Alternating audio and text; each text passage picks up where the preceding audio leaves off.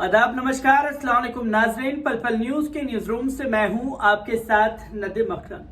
Popular front of India के साथ साथ 8 मुस्लिम संगठनों को देश में बैन कर दिया गया और जब बैन कर दिया गया तो तमाम एक्टिविटी अगर इन तंजीमों को लेकर के कहीं भी हो रही है होती तो उनको गिरफ्तार किया जा रहा है, जिसकी तस्वीरें लगातार सामने आ रही हैं, जिसमें कई कार्यकर्ताओं को बैन के बाद में एक्टिविटी के नाम पर गिरफ्तार किया गया है। पर अब कुछ और तंजीमें जो हैं वो पॉपुलर फ्रंट ऑफ इंडिया से बिना जुड़े जो चीजें देश में घटित हुई हैं और जो 8 मुस्लिम संगठनों को बैन किया गया है उसके खिलाफ बिगुल फूंक दिया गया है। जहां पहला एहतजाज जो है खासतौर पर तमिलनाडु में देखने को मिला है, जहां तमिलनाडु में इस बैन को लेकर के मार्च निकाला गया है और एसडीपीआई यानी कि social democratic party of India भी अब ये खुल करके ऐलान करती हुई दिख रही है कि वो प्रदेश भर में और देश भर में जो बैन किया गया है 8 मुस्लिम तंजीमों को, उसके खिलाफ देश भर में बिगुल फूंकने की तैयारी कर रही है, जिसकी योजना एसडीपीआई की तरफ से बनाई गई है। किस तरीके से तमाम एसडीपीआई के लीडरों का बयान सामने आया है और पीएफआई से जोड़ करके एसडीपीआई को बता करके बैन करने की जो कोशिश की जा रही थी उसे चुनाव आयोग ने सिरे से खारिज कर दिया है। तो 3 बड़ी खबरें पॉपुलर फ्रंट ऑफ इंडिया से लेकर के जुड़ी सामने आ रही हैं, जिसमें तमिलनाडु में बड़ा एहतजाज देखने को मिला है, जिसमें आपको बता दें कि 22 सितंबर को राष्ट्रीय जांच एजेंसी एनआईए और ईडी द्वारा इस्लामिक संगठन पॉपुलर फ्रंट ऑफ इंडिया के खिलाफ, उसके नेताओं, कई मुस्लिम संगठनों के खिलाफ गैर कानूनी गतिविधि रोकथाम यानी कि यूएपीए को लागू करने के खिलाफ तड़के से हैरान राज्य भर में फिर से संगठित होने और विरोध प्रदर्शन की योजना बना रहे हैं। जवाहरुल्लाह के विधायक मेनाथेनिया मक्कल काची ने केंद्र सरकार द्वारा यूएपीए के दुरुपयोग के खिलाफ चेन्नई और मुदेरा में विरोध मार्च निकाला और कहा कि इस अधिनियम का लोकतांत्रिक देश में कोई स्थान नहीं है। पॉपुलर फ्रंट ऑफ इंडिया की राजनीतिक शाखा social democratic party of India यानी कि एसडीपीआई भी राज्य भर में प्रदर्शन की योजना बना रही है, जिसकी तमाम जानकारियां सामने आई हैं। इस्लामिक संगठन की भी मानवाधिकार संगठनों की आड़ में पूरे तमिलनाडु में सेमिनार और चर्चा की योजना बना रही हैं। एक चाल जो उन्होंने केरल में student Islamic movement of India पर प्रतिबंध के बाद अपनाई है। कोयम्बटूरू में कुछ दिनों पहले एक Islamic NGO Islamic federation of Tamil Nadu का गठन किया गया था, जिसमें SDPI, Islamic law research council और कुछ अन्य संगठनों के सदस्य शामिल थे। संगठन के पदाधिकारियों ने मीडिया कर्मियों को सूचित किया कि कोयम्बटूरू में मुस्लिम समुदाय के सामाजिक आर्थिक विकास के लिए काम करने के लिए एनजीओ का गठन किया गया था। कोयम्बटूरू ने इस्लामी संगठनों और हिंदू आंदोलनों के बीच बड़ी सांप्रदायिक झड़पें हुई थी और फरवरी 1998 में कोयम्बटूरू में सिलसिलेवार बम विस्फोट भी हुए थे। बम धमाकों का उद्देश्य देश के तत्कालीन उप प्रधानमंत्री लालकृष्ण आडवाणी जहां बाल बाल बचे। विस्फोट में 58 लोग मारे गए और 200 से अधिक लोग गंभीर रूप से घायल हो गए थे।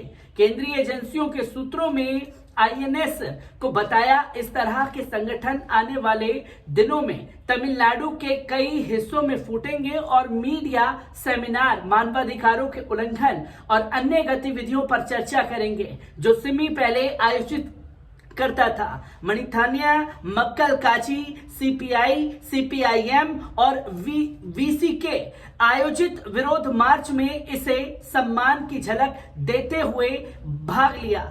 सिमीन की विचारधारा को मानने वाले इस्लामिक संगठनों के ऊपर ये बड़ी कार्रवाई जो है बताई गई। ये संगठन पूर्व अति वामपंथी कार्यकर्ताओं को जोड़ने की कोशिश कर रहे हैं और वामपंथी दलों और कुछ द्रविड़ संगठनों के नेताओं को भी आमंत्रित करेंगे। साथ ही दलितों आंदोलन को समाज से सम्मान की एक झलक पाने के लिए और हम उस पर कड़ी नजर रख रहे हैं, जिसके बारे में तमाम जानकारियां दी गई हैं, जो कि 8 मुस्लिम संगठनों को लेकर के मार्च निकाला जाएगा, जिसकी जानकारी ये दी गई। तो वहीं सबके जहन में एक सवाल जो है एसडीपीआई को लेकर के है, क्योंकि ये बताने की कोशिश की गई कि एसडीपीआई भी जो है इसी तरीके से विरोध प्रदर्शन कर सकती है। पर यहां सबका सवाल था कि भाई पॉपुलर फ्रंट ऑफ इंडिया को बैन कर दिया तो उसी से जुड़ी एसडीपीआई को कैसे छोड़ दिया क्या? और एसडीपीआई जो कि एक राजनीतिक पार्टी है, उसको बैन करने का सिर्फ जो अधिकार है वो चुनाव आयोग के पास है। और चुनाव आयोग ने एसडीपीआई को लेकर के जो खुलासे किए उसे तो गोदी मीडिया बताना ही नहीं चाह रहा, क्योंकि कट्टरपंथी इस्लामिक संगठन, इस्लामिक पार्टी बताता हुआ जो गोदी मीडिया नजर आया, उस पर चुनाव आयोग ने क्या कहा है, एक बार इस पर नजर डालते हैं। आपको बता दें कि चुनाव आयोग को social democratic party of India और प्रतिबंधित पॉपुलर फ्रंट ऑफ इंडिया के बीच कोई संबंध नहीं मिला है, क्योंकि कानून प्रवर्तन एजेंसियां देश भर में कट्टरपंथी संगठन और उसके सहयोगियों पर कार्रवाई जारी रखते हैं। केंद्र सरकार ने 28 सितंबर को चरमपंथी संगठन पीएफआई और उसके सहयोगियों पर सुरक्षा और आतंकी संबंधों के लिए खतरों का हवाला देते हुए 5 साल के लिए बैन लगा दिया। मुख्य चुनाव आयुक्त राजीव कुमार ने इंडिया टुडे को बताया कि एसडीपीआई ने सभी आवश्यक दस्तावेज जमा कर दिए हैं और अब तक पीएफआई और एसडीपीआई के बीच ऐसा कोई संबंध स्थापित नहीं हुआ है जिससे कार्रवाई की आवश्यकता की जाए, और हम पीएफआई के खिलाफ कार्रवाई से अवगत हैं। एसडीपीआई ने सभी जरूरी दस्तावेज जमा कर दिए हैं। अभी तक पीएफआई और एसडीपीआई के बीच कोई संबंध स्थापित नहीं हुआ है जिसके लिए कार्रवाई की आवश्यकता हो। उनकी ओर से कोई चूक नहीं है। सीसी राजीव कुमार ने ये बातें कही हैं, जिसको गोदी मीडिया ने पूरी तरीके से नदारद कर दिया है। और सीसी राजीव कुमार ने साफ तौर पर कहा कि जो आरोप लगाए जा रहे थे एसडीपीआई को लेकर के पॉपुलर फ्रंट ऑफ इंडिया से जुड़ी हुई है, उसके सबूत जो है वो पेश ही नहीं कर पाए, और तमाम दस्तावेज जो मांगे गए एसडीपीआई से वो तमाम दस्तावेज चुनाव आयोग में जमा करा दिए, क्योंकि बैन करने की मांग एक राजनीतिक पार्टी को की जा रही थी। उसके खिलाफ सबूत नहीं मिला तो तमाम तस्वीरें देश की जनता के सामने हैं कि कोई सबूत एसडीपीआई और पीएफआई के कनेक्शन का चुनाव आयोग को नहीं मिला है। तो वहीं इस पर एसडीपीआई से जुड़े तमाम बड़ी लीडरशिप की बयानबाजी भी सामने आई, जिसमें आपको बता दें कि एसडीपीआई के राष्ट्रीय महासचिव इलियास मोहम्मद थुम्मे ने दी हिंदू से हुई बातचीत में केंद्रीय गृह मंत्रालय की ताजा कार्रवाई को अलोकतांत्रिक बताया है। उनके अनुसार पीएफआई अल्पसंख्यकों के उत्थान और मजबूती के लिए काम करने वाला संगठन है। उन्होंने एसडीपीआई को धर्मनिरपेक्ष संगठन बताते हुए दावा किया कि इसमें सभी समुदायों के सदस्य हैं। उन्होंने ये भी जानकारी दी कि अब तक उनकी पार्टी से केंद्रीय चुनाव आयोग या किसी जांच एजेंसी ने कोई पूछताछ नहीं की है। इलियासी मोहम्मद थुम्मे ने बताया कि एसडीपीआई के कई राज्यों के नगर निकायों और पंचायतों में प्रतिनिधि चुने गए हैं। उनके अनुसार ऐसे राज्यों में केरल, तमिलनाडु, राजस्थान, आंध्र प्रदेश, बिहार, मध्य प्रदेश, कर्नाटक और पश्चिम बंगाल है। उन्होंने कहा कि आतंक के एक मामले में अभियुक्त प्रज्ञा सिंह ठाकुर लोकसभा सांसद हैं। एक राजनीतिक दल में हजारों सदस्य होते हैं और पार्टी अपने सदस्यों की आपराधिक गतिविधियों के लिए जिम्मेदार नहीं होती। लोकसभा में लगभग 43% सदस्यों का आपराधिक रिकॉर्ड है। इसके लिए कांग्रेस और बीजेपी को दोष क्यों नहीं दिया जाता है, जो कि एक बड़ा सवाल जो है इलियास मोहम्मद थुम्मे ने खड़ा कर दिया, क्योंकि एसडीपीआई को टारगेट किया जा रहा था। और यही सवाल खड़ा हो रहा है कि अगर कोई गलत है तो उस बंदे को सजा देनी चाहिए, जिसके चलते आप पूरी पार्टी को बैन करने की मांग करते हुए दिखाई दिए। तो वहीं दी हिंदू में ही छपी एक खबर में एसडीपीआई के राष्ट्रीय अध्यक्ष एमके फैजी साहब ने ताजा कदम को देश में अघोषित आपातकाल बताया।